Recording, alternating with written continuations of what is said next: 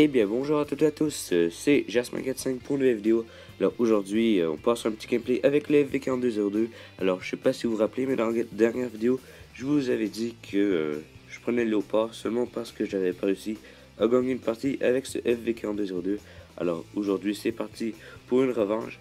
Alors malheureusement j'ai commenté pendant que je jouais, mais il y avait trop de bruit de micro qui était assez tannant. Alors j'ai décidé de couper le son et vous le commenter dans le montage. Alors on est sur Ilmesdorf. Désolé pour ma voix, j'ai vraiment de la misère à parler. Donc sur Ilmesdorf avec ce fameux FV4202. Alors je dis à toute l'équipe d'aller à droite parce que leur équipe, j'étais pratiquement sûr qu'elle allait aller à droite vu le nombre de médiums supérieurs qu'on avait. Alors, j'y vais en première ligne. Je vois que l'équipe est un petit peu lente en arrière, alors je me presse pas du tout d'y aller.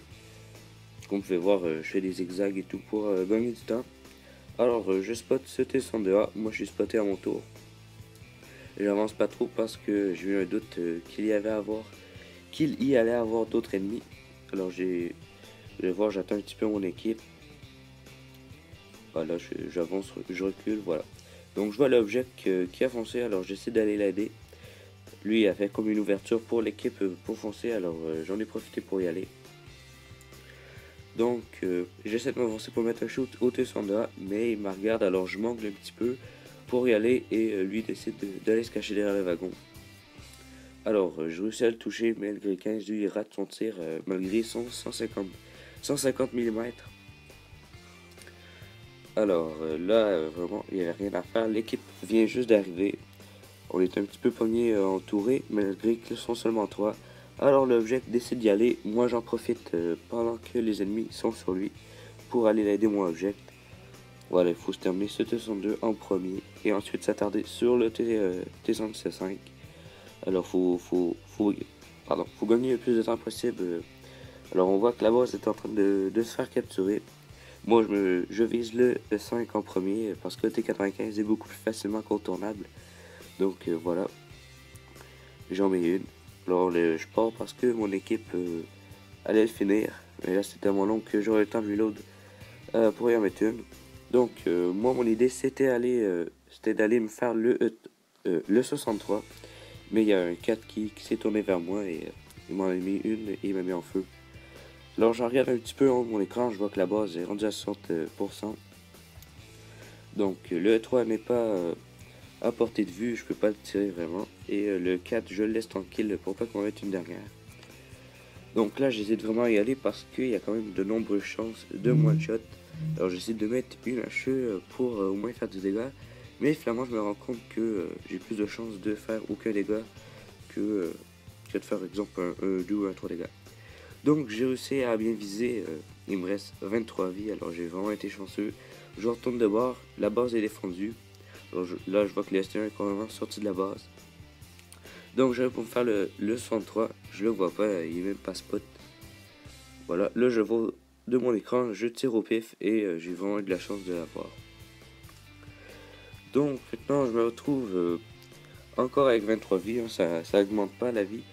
Alors, je décide de foncer avec mon objet 140 pour aller se faire le ST1. Donc, comme vous allez voir, je vais y mettre une petite hache. C'est ce que j'aime de ce char-là. Il possède la hache. C'est sûr contre des gros chars, quand on veut tirer de la gourde, ça marche pas. Voilà que la hache a quand même pas mal de dégâts, autant qu'un IS-7. Donc, l'objet 140 action reload, qui est beaucoup plus rapide que le mien, réussit à se le finir en premier. Ensuite, le 4 qui est encore vivant malgré tous les joueurs de mon équipe qui ont foncé dessus. Voilà, j'ai mis une petite hache, je le finis. Même si la PCR aurait suffi.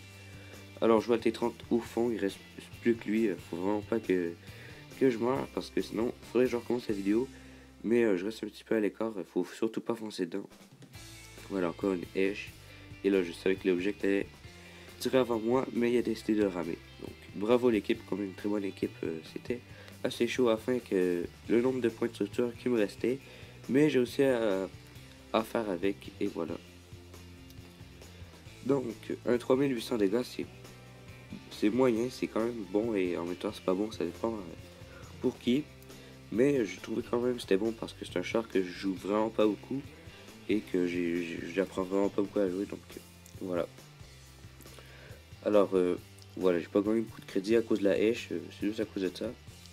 Sans ça, j'aurais soit gagné environ 30 000, mais la hache coûte beaucoup. Là, on peut voir ici, les munitions, ça coûte cher. La réparation, c'est quand même pas si mal que ça. Mais voilà.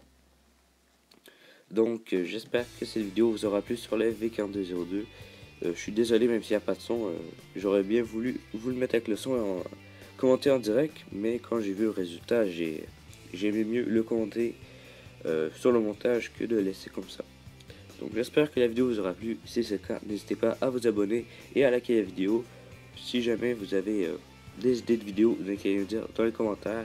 C'est pas parce que je manque d'idées, mais faut quand même savoir ce que les abonnés aiment qu'on fasse. Alors voilà. Sur ce, on se retrouve dans une prochaine vidéo. Ciao ciao.